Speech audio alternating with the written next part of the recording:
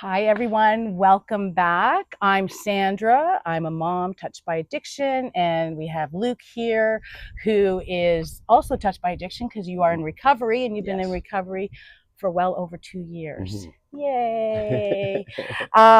Today, we're going to talk about overdose awareness. August 31st, worldwide, August 31st is Overdose Awareness Day. So we want to address that. For many who have been following, you know that my son, I lost him to addiction last year. And we were talking about stats for Mhm. 2024. First, I just want to say condolences to everyone who has lost someone to an overdose, Yeah. whether it's drug poisoning, intentional, accidental. My heart goes out to you. And Ben and I have done a number of videos over the years, which I will link below, so you could take a look at what Ben used to say about overdose awareness, Yeah. uh, and how he felt for others. But we were talking about statistics. My son is now one of those statistics from Mm. 2024, and there were over 7,000 deaths just in Canada. Just in Canada Alone. Yeah. alone. How Yeah. ridiculous. And we were doing the math, and we were Mhm. figuring that's like over 20 a day.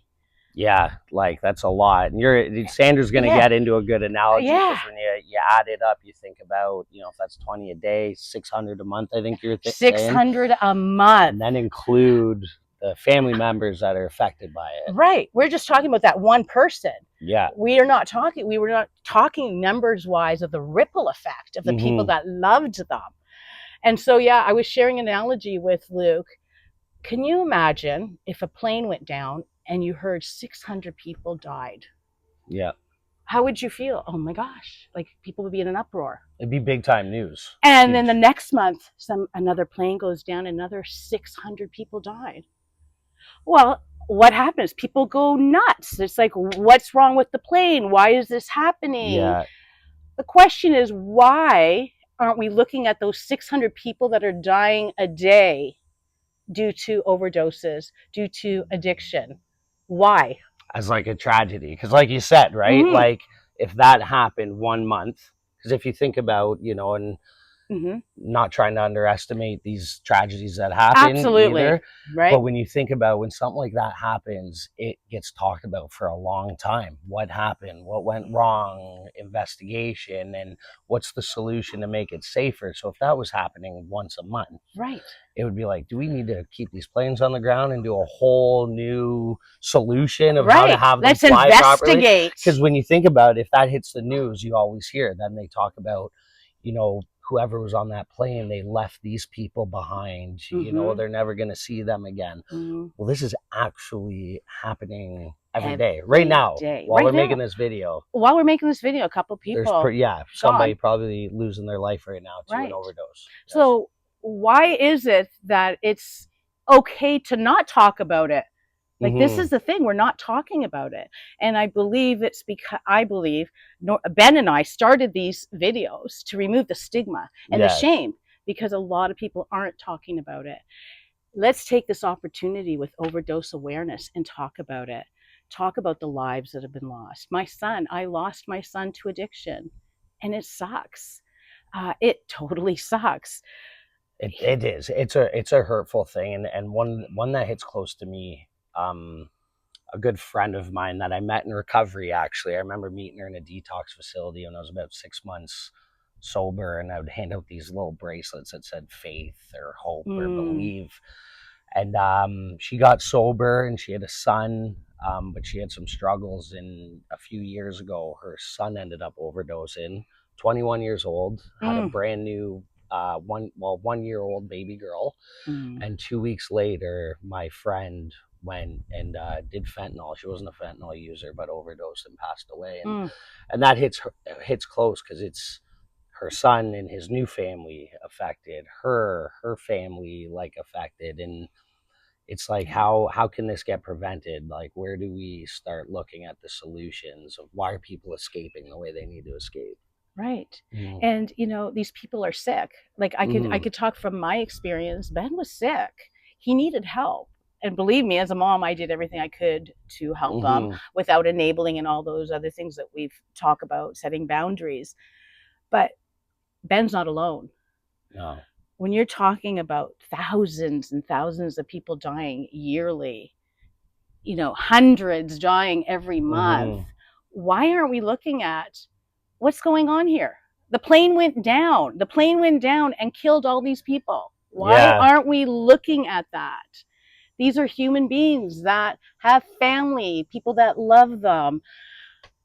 And I think You it's know. like the demographic, right? Because like I shared with that airplane thing, right? Mm-hmm. You would hear, I've seen this for certain, and people have seen it on the news. They talk about some of the people that were like on that plane, and Mm-hmm. this person was doing this with their life. So I think because it intertwines with like the homelessness and the people that they're addicts on the street, and then the stigma of like they're choosing to do that, which is completely no, they're Insane. running from some Insane. pain. It's insane. Mm-hmm. um I think it's like it's easier to just sweep it under the carpet and not talk about it, but it's Mm-hmm. like that news you would see with that plane is literally right in front of us happening all the time, Yeah. right? And how do we get to that point to actually bring that to light? Because the stigmatize of it is they're humans. And Yeah. if you think about it, if all those people could find recovery and all the resources were there, okay, maybe not every one of them's going to get recovery, and maybe it doesn't happen fast, but you're going to have productive people for our society. You're going to have productive Yeah. people for our economy. If I we mean, can get, look at you. yeah, You're in recovery. You are yeah, helping others. yeah, That, like you said in that last video, which was so profound, those people you see on the streets could one day recover and be the person to help you with your son or yes, daughter or loved yes, one. exactly. Yeah, Like I'm getting goosebumps. yeah, There are yeah, yeah. success stories. There There are, is. and they are helping others and they are being productive. Yeah. So what can you do? Well, when you hear people talking, making derogatory comments about those people living on the streets, be the light. Be the Mm, person to say, that person has family. There are people that love that yeah. person. Talk about it in a positive light. Like, Positive, right? Yeah, yeah, don't just compassionate. sweep it away. Yeah, Yes, yeah, because have it's the about that compassion. understanding. Like when you see that person struggling like that, what could that person become? There's a possibility that that person can become a pillar in this life. And like Exactly. you said, right? Like I've gotten the opportunity now to help other people. Mm-hmm. I was called an addict. I was called a Low life. low life, cokehead, and all that stuff, like Mm-hmm. those names. And today, okay, I'm not perfect. I have my struggles, but today I'm able to help. I can work today. I can Mm. contribute to my family and contribute to society. So if I can do that and the people who are in recovery can do that, like anybody you see on the street in that bad shape, Yes. we can get there eventually with So them. let's change that narrative when you see Yeah. them. Look at them as that human being that has family Yeah. and people that love them. That's one thing you could do. Second thing, carry naloxone with you. Have Mm-hmm. naloxone with you. That is life saving. I know that it saved my son's life countless times. So just having that naloxone with you. And if you are using and you're with your buddies, make sure you have a naloxone kit. And if someone overdoses, call 911. Mm-hmm. Here in Canada, we have the Good Samaritan Act. You will not be charged if you have drugs Yes. on you or drug Yes. paraphernalia. It's so important for you to know. Have the naloxone kit. Yeah. You will save a life. And that's what we need to do. We need to save their lives so that they could be They productive can in get into society. recovery. They can Yeah. get into recovery and they can maybe one day help your loved one that is struggling. Yeah, it's a big one. It is a Yeah. big one. And another call to action, we kind of touched on it, but is what can I do as a person if I put myself into a place I'm not in recovery? Maybe I'm not Mm-hmm. affected by it, but I Mm-hmm. think call to action is like you talked about with educating people, and like, Mm-hmm. can I just maybe let somebody know that they're seeing? Like the Mm. person that you could tell is struggling with drug addiction, they got their head looking down at the floor, just a simple, hey, how you doing? Yeah. One thing, I'm working at a place downtown Hamilton with youth. Every time I'm on my break, you see people in this state, Mm. and just a simple fact of giving them a smoke, just asking how they're doing, it just lets them know that they're seen. a little bit. connection. And maybe it does something, maybe it doesn't, but it's not adding to the stigma and the shame of me instead of walking to the other block and Right. avoiding them, or Avoiding them, going yeah, around, yeah, and I understand people want to be safe, yes, but, look at them as a person. yeah, Don't avoid it. no, They could be somebody, son, daughter, you know, it, this yeah, is heavy it is, because it's reality. August overdose awareness. August 31st is the Overdose Awareness Day. We're here just to share our experiences and give you a couple of call to action. Naloxone saves lives, and my condolences to every one of you that have lost someone to addiction. yeah, This epidemic we're in is getting worse, and I know it sparks a fire under my butt yeah, to yeah, keep doing it what we're does, it doing. does.